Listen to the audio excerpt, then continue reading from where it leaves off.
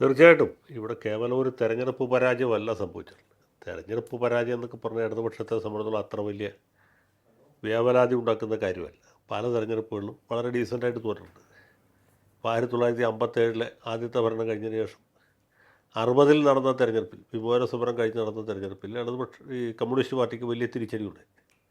പക്ഷേ കഷ്ടിച്ച് 2 കൊല്ലത്തിനകത്ത് പാർട്ടി അതിൽ നിന്ന് കരകയറിയത് മാത്രമല്ല, 62 പാർലമെൻറ്റ് തെരഞ്ഞെടുപ്പിൽ കോൺഗ്രസിനും സഖ്യകക്ഷികൾക്കൊക്കെ വലിയ ആഘാതം ഏൽപ്പിക്കാനെന്ന് കമ്മ്യൂണിസ്റ്റ് പാർട്ടിക്ക് സാധിച്ചു. 67 ആകുമ്പോഴത്തേക്കും 65 തന്നെ CPM ഏറ്റവും വലിയ ഒറ്റ പാർട്ടിയായിരുന്ന ഒരു അവസ്ഥയിലേക്ക് എത്തി. പിന്നെ അതിനെ കഴിഞ്ഞാൽ 67 ഒരു ഭരണം പിടിക്കുന്ന സാഹചര്യമുണ്ടായി.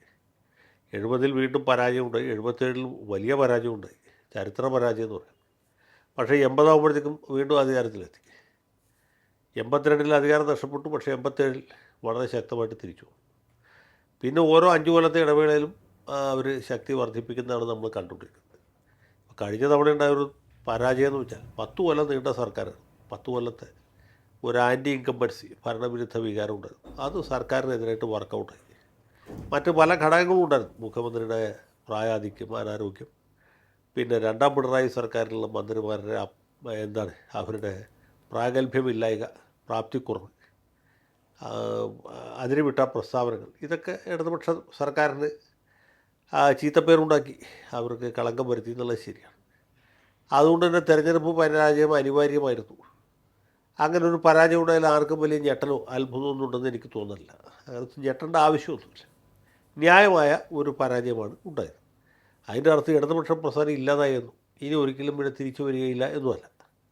അപ്പോൾ അങ്ങനെ കരുതി വ്യാപലാതിപ്പെടാനുമില്ല. 5 കൊല്ലം കഴിയുമ്പോൾ ശോഭയോടുകൂടി ഈ സ്ഥാനത്ത് തിരിച്ചെത്താൻ കഴിയും എന്ന് തന്നെയാണ് സാധാരണക്കാരനൊക്കെ കണക്കൂട്ടൽ. അപ്പോൾ അങ്ങനെ ഒരു സാഹചര്യത്തിൽ വ്യാപലാതിപ്പെടേണ്ട ആവശ്യമില്ല. പക്ഷേ അതിനേക്കാൾ ഉപരിയായിട്ട് ഈ തെരഞ്ഞെടുപ്പ് കഴിഞ്ഞപ്പോൾ അത് വലിയൊരു വ്യാപലാതി ഉണ്ടാക്കിയിട്ടുണ്ട്, വലിയ ആശയക്കുഴപ്പമുണ്ടാക്കിയിട്ടുണ്ട്. അത് CPM-ലുണ്ട്, CPI-യിലുണ്ട്, മറ്റ് ഇടതുപക്ഷ പാർട്ടികളിലുണ്ട്, ഇടതുപക്ഷക്കാരല്ലാത്ത മുന്നണിയിലെ മറ്റ് ഘടകകക്ഷികളുടെ ഇടയിലുമുണ്ട്. അങ്ങനെ മൊത്തത്തിൽ എല്ലാവരും ചകിതരാണ്. ആർക്കും ആത്മവിശ്വാസമില്ല. ഈ ആത്മവിശ്വാസം നഷ്ടപ്പെടുന്നു എന്നുള്ളതാണ് ഇതിലെ പ്രധാന പ്രശ്നം.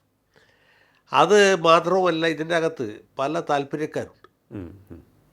ഒന്നുകൂടി സൂക്ഷ്മമായിട്ട് നോക്കിയാൽ നമ്മൾ നേരത്തെ പറഞ്ഞിട്ടുള്ളതാണ്, സമീപകാലത്തല്ല, പാർലമെൻറ്റ് തെരഞ്ഞെടുപ്പ് കഴിഞ്ഞപ്പോൾ ഉണ്ടായ ചില സംഭവങ്ങൾ ഇതുമായിട്ട് ബന്ധപ്പെടുത്തി കൂട്ടിച്ചേർത്ത് വായിക്കേണ്ടതാണ്. പാർലമെൻറ്റ് തെരഞ്ഞെടുപ്പിൽ ഇടതുപക്ഷത്തിന് പരാജയം ഉണ്ടായാൽ അത്ഭുതമൊന്നുമില്ല. കാരണം എന്ന് വെച്ചാൽ ആ ന്യൂനപക്ഷ വോട്ടുകൾ ഏറെക്കുറെ പൂർണ്ണമായിട്ടും കോൺഗ്രസ്സിലേക്ക്, UDF-ലേക്ക് പോയി. അത് മോഡിക്കെതിരായിട്ടുള്ള വോട്ടാണ്.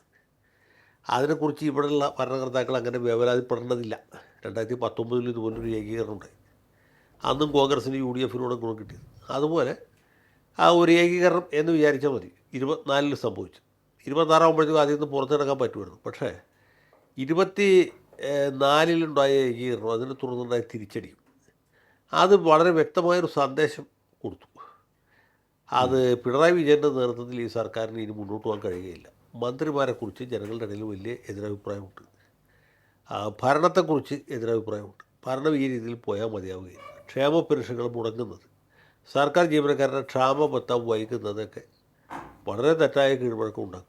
ഈ അടിസ്ഥാന വർഗം സർക്കാരിൽ നിന്ന് അകന്നു പോകും, ഇടത്തരക്കാരും അകന്നു പോകും. അങ്ങനെ വരുമ്പോൾ UDF-ന് അവർ ആഗ്രഹിക്കുന്നതിനേക്കാൾ വലിയ വിജയം ഉണ്ടാകും. അത് മുമ്പ് നമ്മൾ കണ്ടിട്ടുള്ളതാണ്. 2001 മിഡ് തെരഞ്ഞെടുപ്പുമായിട്ട് താരതമ്യം ചെയ്താൽ ഇത് വളരെ കൃത്യമാണ്.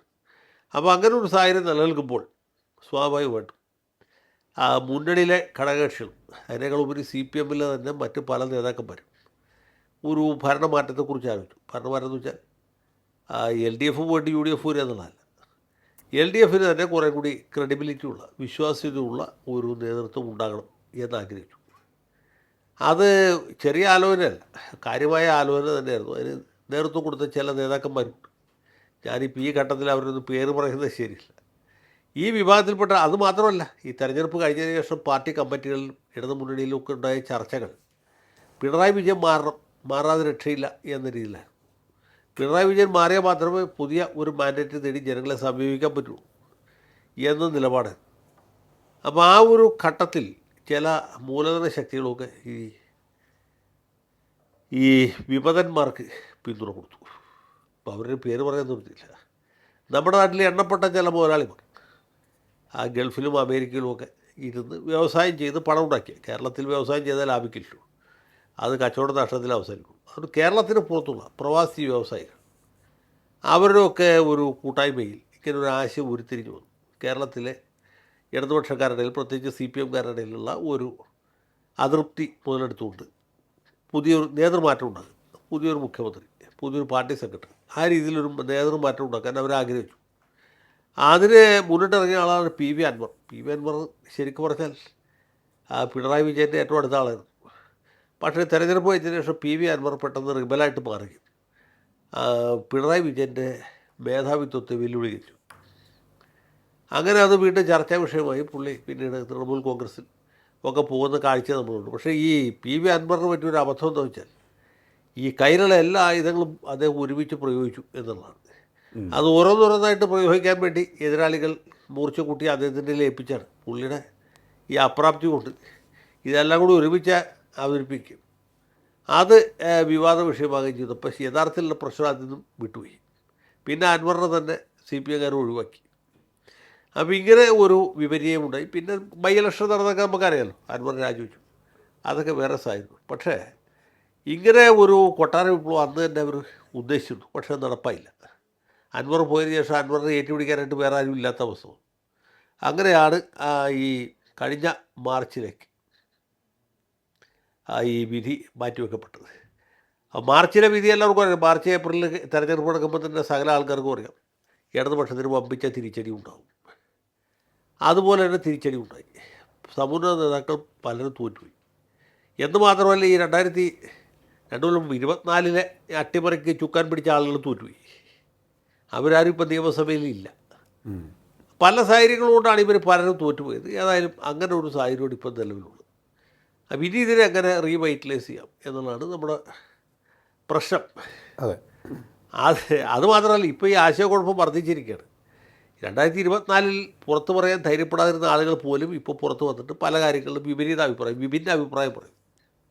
അപ്പോൾ പിണറായി വിജയൻ്റെ ആശയങ്ങളെ, അഭിലാഷങ്ങളെയും അതേപടി ചോദ്യം ചെയ്യാതെ അനുസരിക്കും എന്ന ഒരു സംഗതി മറിച്ച് ഇതിനെ തന്നെ തത്വാധിഷ്ഠിതമായിട്ട് വിമർശനാത്മകമായിട്ട് പരിഗണിക്കാനും പരിശോധിക്കാനും ഉള്ള ഒരു നടപടിയാണ് ഇപ്പോൾ നടന്നുകൊണ്ടിരിക്കുന്നത്.